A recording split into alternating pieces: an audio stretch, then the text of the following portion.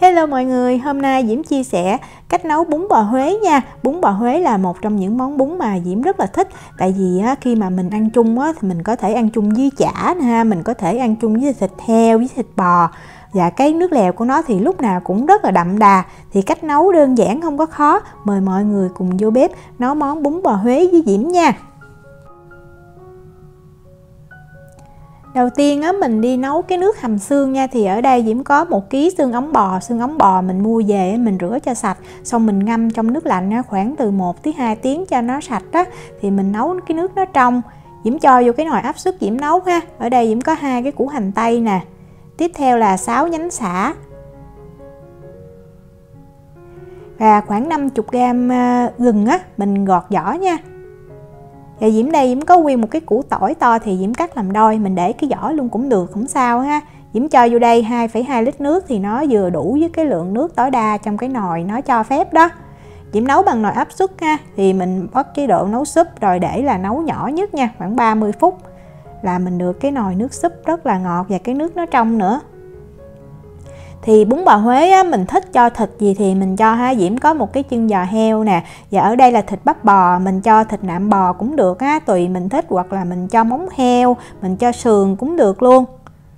Thì đầu tiên Diễm làm sơ chế cái giò heo trước. Thì Diễm bắt nồi nước lên, Diễm cho 2 muỗng cà phê muối. Khi mà nước sôi đó, Diễm cho cái giò heo này vô, Diễm trần nó để cho cái da của nó được giòn Mình làm như vậy thì mình hầm lâu cái thịt của mình nó vẫn chắc, nó ngon và cái da nó không có bị nhão. Thì mình luộc ở lửa trung bình khoảng 5 phút nha. Sau 5 phút Diễm chuẩn bị một cái thau nước đá lạnh Diễm vớt cái giò heo ra và mình ngâm trong cái nước đá lạnh này khoảng 5 phút cho cái da heo nó săn lại đó. Sau khi nó săn lại rồi thì mình sẽ vớt ra và mình đi hầm nó cho nó chín. Ở đây Diễm có 50g sả băm, Diễm cho vô cái đồ lược này còn mình có cái túi mình cho vô cũng được cho nó thơm tiếp theo là 6 cái tép tỏi mình lột vỏ và mình đập cho nó dập tí xíu nha. 1 muỗng canh tiêu mà còn nguyên hạt đó. Rồi Diễm lấy một cái nồi, Diễm cho giò heo vào, rồi cho luôn cái sả băm, tỏi và tiêu. Tiếp theo là Diễm có 2 cái củ hành tây và cũng khoảng 50g gừng nữa nha. Để cho cái nước lèo của mình nó thanh, nó ngọt hơn thì mình cho khoảng 300g thơm. Còn nếu mà mình không thích thì mình không cho cũng được ha. Nhưng mà cho thơm thì mình hầm cái bắp bò nó sẽ mau mềm. Diễm cho tiếp thêm 3 nhánh sả nữa nha. Bún bò thì có sả nhiều thì nó thơm lắm. Ở đây Diễm đông vô 2 lít nước. Mình nêm 1 muỗng cà phê muối, 1 muỗng canh đường phèn và 2 muỗng canh nước mắm. Mình nêm cho cái thịt mình luộc xong cho nó đậm hơn tí xíu, nó không có bị nhạt. Khi mà nước nó sôi rồi thì mình sẽ hớt bọt nha. Rồi lúc này mình mới cho cái bắp bò vào mình nấu. Thì Diễm vớt bọt đồ sạch xong rồi Diễm đậy nắp lại và mình nấu trong khoảng từ 60 cho tới 75 phút. Tùy mình thích là ăn thịt mềm hay là thịt nó chắc thì khoảng cỡ 60 phút thì mình nên kiểm tra. Diễm đi giới thiệu thì ở đây Diễm có cái ruốc chà Huế này nè. Mình cho ruốc chà Huế này thì vô mới đúng là mình nấu bún bò Huế Còn nếu mà mình không thích cái mùi của ruốc thì mình có thể dùng cái gia vị nấu bún bò Huế mình cho vào. Thì cái hũ gia vị này Diễm thấy rất là ngon. Mình cho vào ăn giống như ngoài tiệm bán lắm nha. Mình đi chuẩn bị thì Diễm cân vô đây 100g ruốc chà Huế nha. Tiếp theo Diễm sẽ đông vô 100ml nước sôi. Nước vừa nấu sôi thì mình cho vô luôn. Mình khuấy cho ruốc với lại nước này nó tan đều với nhau Rồi sau đó mình sẽ để cho nó lắng Mình để cho nó lắng khoảng cỡ 2 tiếng mình lấy màng bọc thực phẩm mình đậy lại. Không thì nó hôi cái nhà mình dữ lắm luôn Đó, Diễm bọc lại, Diễm để như vậy. 2 tiếng sau thì mình lấy, mình cho vô cái nồi nước lèo. Bây giờ mình đi làm ớt sa tế nha. Diễm cho vô cái nồi khoảng 80ml dầu. Tiếp theo là Diễm có 20g sả băm. Mình bật lửa trung bình thấp và mình xào cho cái sả này nó thơm và nó như nó nhẹ tay Rồi lúc đó mình cho vô 20g hành tím băm. Mình đảo sơ qua đó. Rồi tiếp theo mình sẽ cho tỏi băm vào nha. Thì tỏi băm với lại hành tím mình cũng cho bằng lượng nhau là 20g luôn. Mình cũng đảo qua đảo lại, khi mà mình thấy nhẹ tay rồi đó thì mình sẽ cho ớt băm ha. Tùy mình thích ăn cay nhiều hết thì mình chọn ớt hiểm hoặc là ớt sừng. Đảo qua cho thơm nữa thì Diễm nêm á, Diễm sẽ nêm vô đây 1 muỗng cà phê bột nêm gà và 1 muỗng cà phê nước mắm. Nếu mà mình thích ăn có cái vị ngọt á, thì mình cho thêm tí xíu đường nha. Cho nước mắm thôi vào rồi á, thì mình đảo lên tí xíu nữa mà mình thấy nó bắt đầu nó thơm rồi đó, thật là thơm luôn ha. Thì mình cho vô 20ml dầu màu điều cho cái màu nó đẹp, còn nếu mình không có mình không cho cũng được. Vậy là mình đã làm xong món ớt sa tế. Cái nồi thịt á, bây giờ Diễm kiểm tra thì Diễm lấy đũa Diễm xiên vô thịt thì Diễm thấy thịt nó xiên qua như là nó đã mềm rồi ha. Thì nấu với thơm nó mau mềm lắm, khoảng cỡ 60 phút là nó đã mềm rồi.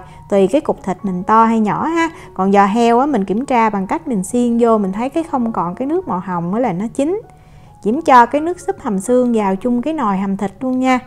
Diễm cho vô đây tiếp 3 cái nhánh sả. Và lúc này á, mình mới lấy cái phần ruốc á, mình hớt cái nước ở trên mình cho vào ha. Tùy mình thích cái mùi mắm nó nhiều hay ít thì mình cho từ 8 cho tới 10 cái muỗng canh ha. Còn nếu mà mình không có thích cái mùi mắm thì như nãy Diễm nói đó, mình cho cái gia vị nó bún bò Huế á, thì nó cũng ngon lắm luôn á. Lúc cho ruốc vào thì nó bọt nhiều ha, và mình hớt bọt mình cứ để lửa riu riu nha. Có bọt là mình hớt hết thì cái nước lèo của mình nó mới ngon. Diễm nêm thêm 1 muỗng cà phê muối và 1 muỗng cà phê đường phèn. Mình nhớ nêm lại cho vừa khẩu vị của nhà mình nha. Và 3 muỗng cà phê bột nêm gà. Nếu mà mình ăn bột ngọt thì mình cho bột ngọt thì cái nước lèo nó đậm đà, nó ngon hơn nhiều. Diễm sẽ nấu với cái lửa nhỏ ha, khoảng cỡ thêm 20 tới 30 phút nữa và mình hớt bọt thường xuyên thì mình được cái nước lèo nó thơm, nó ngon. Bây giờ Diễm đi chuẩn bị hành lá rồi đó, mình nêm thêm cho nó thơm. Thì ở đây Diễm có 20g hành lá, mình rửa sạch mình cắt nhuyễn ha. Tiếp theo á, thì Diễm có cái củ hành tím, mình dùng củ hành trắng cũng được, mình cũng cắt thành những cái lát mỏng á. Cho vào trong cái tô bún của mình á, thì ăn nó giòn nó thơm. Ở đây Diễm có vài cái lá rau răm nè. Thì bún bò Huế á, nếu mà đúng á, là mình nêm rau răm ha. Còn nếu mà mình không thích cái mùi rau răm thì mình cho ngò gai hoặc lá quế cũng được. Mình trộn chung tất cả 3 cái loại này với nhau á, mình trộn lên cho đều là mình được cái phần rau thơm để mình nêm vô tô bún bò Huế của mình. Rồi Diễm sẽ đi cắt thịt ha. Thì ở cái bắp bò này á, thì nó rất là ngon, tại vì nó có cái phần gân với lại cái phần mỡ đó. Ở đây Diễm có cái chả cua này cũng tự làm nè. Thì Diễm có cái video hướng dẫn cách làm chả cua đó, mọi người có thể xem, Diễm để trong cái phần miêu tả video nha. Vậy là mình đã chuẩn bị xong hết rồi, thịt nè ha, hành rồi để nêm nè. Và ở đây Diễm có chả Huế luôn, thì cái này cũng nhà làm luôn nè. Và tiếp theo là rau ha, rau thì mình thích giá, rau bún chẻ, bắp chuối. Khi ăn á, thì mình cho thêm 2 muỗng canh ớt sa tế vô cái nồi nước lèo. Còn nếu mình không thích cho trực tiếp á, thì mình nêm vô cái tô bún sao cũng được. Và Diễm múc chả cua Diễm cho vô nồi nước luôn cho nó chín nha. Múc cho vô như vậy khoảng cỡ 3 đến 5 phút là nó đã chín rồi. Rồi mình cho thịt vô tô nè, thịt bò ha, rồi chả Huế nè. Rồi mình múc chả cua, chan nước lèo vô là mình được một tô bún bò Huế rất là thơm, đậm đà, ngon mà nhà nấu ha. Nếu mà mình cho ruốc Huế thì mình ăn á, Diễm thấy nó không có cái vị bột ngọt nhiều thì nó dễ chịu hơn là mình cho cái hũ gia vị bún bò. Diễm chúc mọi người có được những tô bún bò Huế thật là thơm ngon. Nếu mà có thắc mắc gì thì cứ để lại tin nhắn hoặc là lời nhắn cho Diễm. Diễm cảm ơn mọi người đã quan tâm theo dõi video rất là nhiều. Hẹn gặp lại trong những video tiếp theo. Chào tạm biệt.